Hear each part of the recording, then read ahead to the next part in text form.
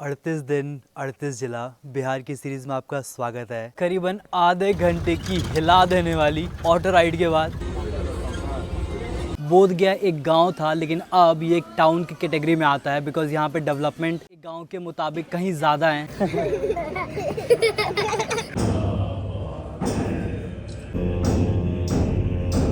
मतलब ऐसी मॉनेस्ट्री मैंने तो पहले कभी नहीं घूमी थी। सिविक सेंस का एक बहुत बड़ा नज़ारा यहाँ देखने को मिलता है। जहाँ पे 20 इंडियन खड़े होते हैं वहाँ पे इतनी भीड़ हो जाती है, यहाँ पे निकलने की जगह नहीं होती है। लेकिन ये 20 लोग 10 और 10 दो लाइंस के अंदर खड़े हैं और बीच में स्पेस है किसी के निकलने के लिए। आज मैं एक ऐसी बात बताने वाला हूँ जिसको अगर तुमने या अगर मैंने अपनी लाइफ में फॉलो कर लिया ना, हम खुश रहना शुरू हो जाएंगे और हम दुख को बिल्कुल ही छोड़ देंगे। गया बहुत सुंदर है, बहुत देखा आपने। गया का जरा ये साइड भी देखो।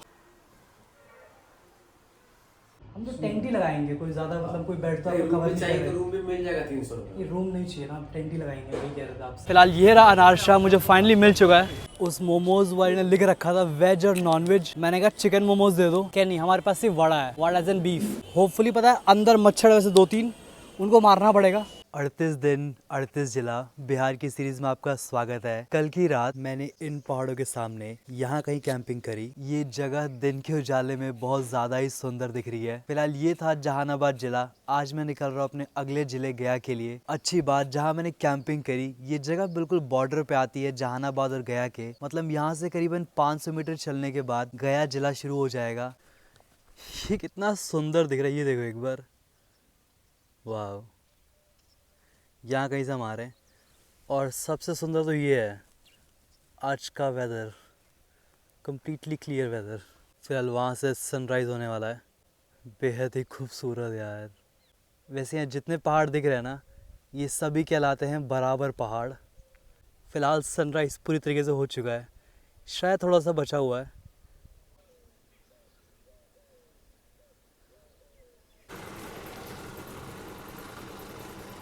करीबन 1.5 घंटे चलने के बाद फिलहाल हम पहुंच चुके हैं मेन रोड पे। होपफुली यहाँ से बस या ऑटो मिल जाएगी हमें बेलागंज की।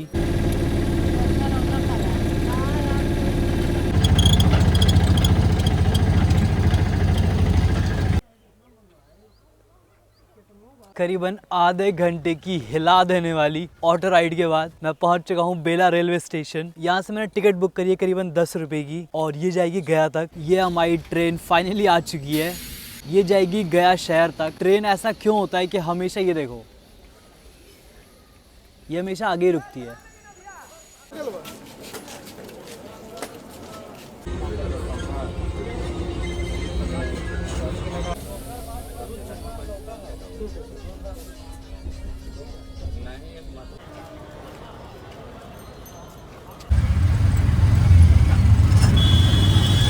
मुझे नफरत है शहरों से, भीड़ भाड़ से। ये बोध गया जो एक ज़माने में गांव था, अब ये भी शहर बन चुका है। यहाँ भी ट्रैफिक है, यहाँ भी लोग भरे पड़े हैं। फिर ये है पूड़ी भाजी दिखने में अच्छी लग रही है, खाते हैं फटाफट।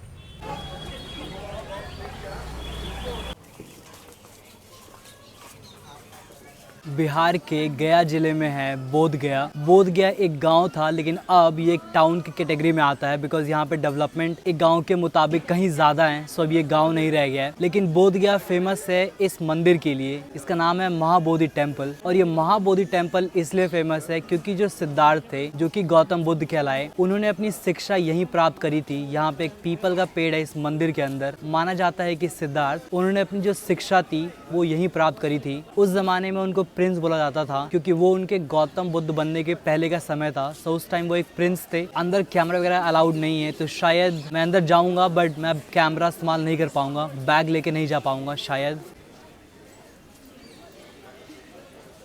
भीड़ काफ़ी ज़्यादा ही है अंदर जाने की और अधिकतर लोग ये वाले हैं। मुझे कम्प्लीटली नहीं पता कि ये लोग मॉन्क के श्रेणी में आते हैं कि नहीं आते हैं, लेकिन इनके जो वस्त्र है वो साफ साफ इनको डिफ्रेंशिएट कर देते हैं बाकी लोगों से। लाइन इतनी ज़्यादा लंबी है, एकदम ख़त्म नहीं हो रही है। यहाँ पे जहाँ तक देखो आपको सिर्फ ऐसी ऑर्नामेंट्स की शॉप दिखाई देंगी। मतलब इतनी सारी शॉप शायद आपको किसी शहर में देखने को ना मिले, लेकिन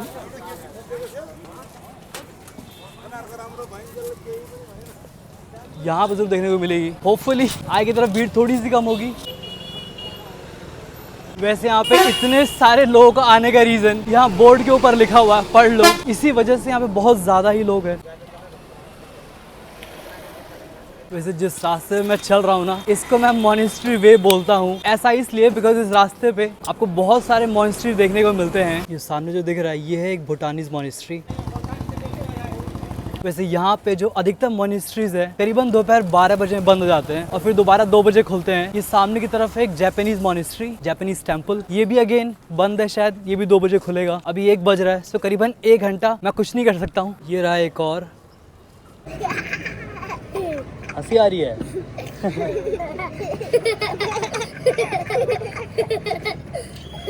क्या पूछा मैंने, स्कूल क्यों नहीं गए?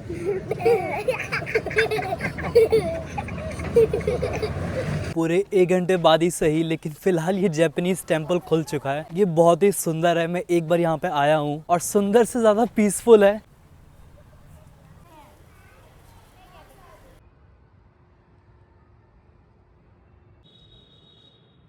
ये जापानीज मॉनेस्ट्री या जितनी भी मॉनेस्ट्रीज है यहाँ बोध गया के अंदर, ये सभी समर्पित है भगवान गौतम बुद्धा को, जिनका नाम सिद्धार्थ था। अगर तुम गौतम बुद्धा या सिद्धार्थ को नहीं जानते तो लिटरली बहुत कुछ मिस कर रहे हो। ये बेसिक स्कूल है यहाँ पे, जहाँ पे बिहार के काफी सारे बच्चे तीसरी उम्र से लेके 5वीं उम्र तक यहाँ पे शिक्षा प्राप्त करते हैं। जापानीज मॉनेस्ट्री से करीबन 10 कदम दूरी है भूटानीज मॉनेस्ट्री। ये दिखने में कितना ज्यादा सुंदर लग रहा है।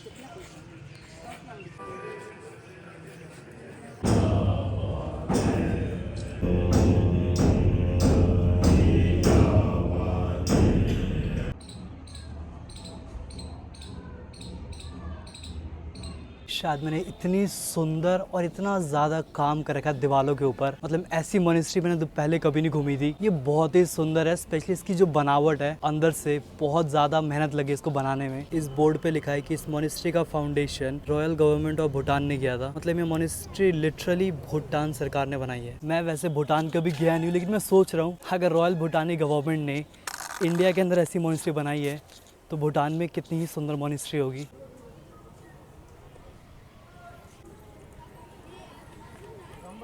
फिलहाल मैं हूँ द ग्रेट स्टैचू बुद्धा पे। यहाँ पे बुद्धा की बैठी हुई एक काफ़ी ऊंची सी इमारत है जिसके पास आके लोग फोटो खिंचवाते हैं। यहाँ पे सबसे ज़्यादा मैंने फॉरेनर्स देखे हैं। इस मंदिर के अंदर बुद्धा के स्टैचू के अलावा यहाँ पे 5 और स्टैचूज हैं। ये 5 वो लोग हैं जिन्होंने बुद्धा को सबसे पहले फॉलो किया था या उनकी बातें मानी थी। ये उनके दोस्त कह लो या फिर उनके फॉलोअर्स कह लो।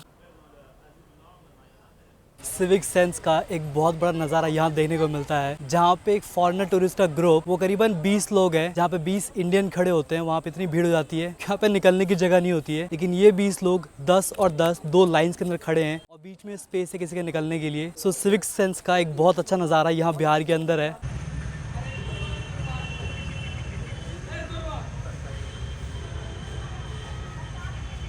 फिलहाल मैं हूँ एक और मॉनेस्ट्री में और ये भी भूटानीज मॉनेस्ट्री की तरह काफ़ी ज़्यादा कलरफुल है।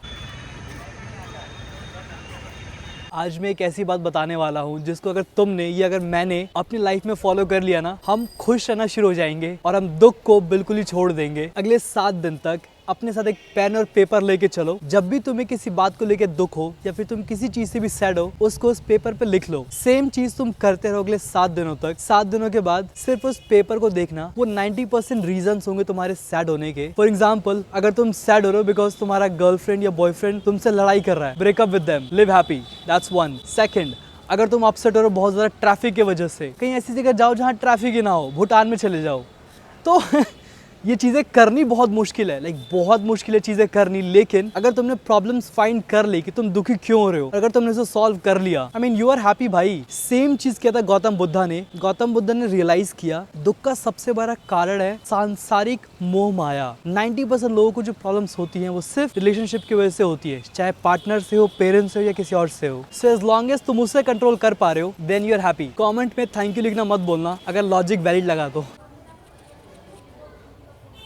कोई पेपर है, लेटर है उसी के पास में। बिना ऑथराइज के पैसे नहीं मिलता, बिना ऑथराइजिंग के पैसे नहीं मिलता आपको। तो ये इलीगल पैसा है, ये इसका कोई सेंस नहीं बनता है इसका। ना कोई पर्ची है ना कोई रसीद है। बिना रसीद बिना पर्ची के आप पैसे से मांग नहीं सकते हो, पहली बात तो ये। दूसरी बात, यहाँ पे लिखा होना चाहिए था, यहाँ पे लिखा नहीं है। यहाँ फिलहाल शायद एक वॉक का आयोजन हो रहा है, मतलब सभी लोग एक पंक्ति में चल रहे हैं।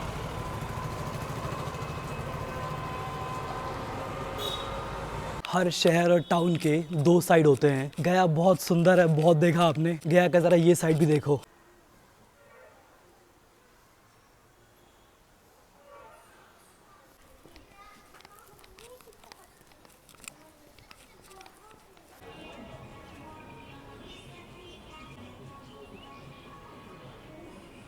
सिक्योरिटी गार्ड कह रहा ओवर बुक चल रहा है। कुछ ना मिला तो कम से कम घास पे टेंट लगाने को दे दो भाई मुझे। हम तो टेंट ही लगाएंगे, कोई ज्यादा मतलब कोई बैठता है रूम चाहिए तो रूम भी मिल जाएगा 300 रुपये। ये रूम नहीं चाहिए ना, टेंट ही लगाएंगे, वही कह रहे थे आपसे।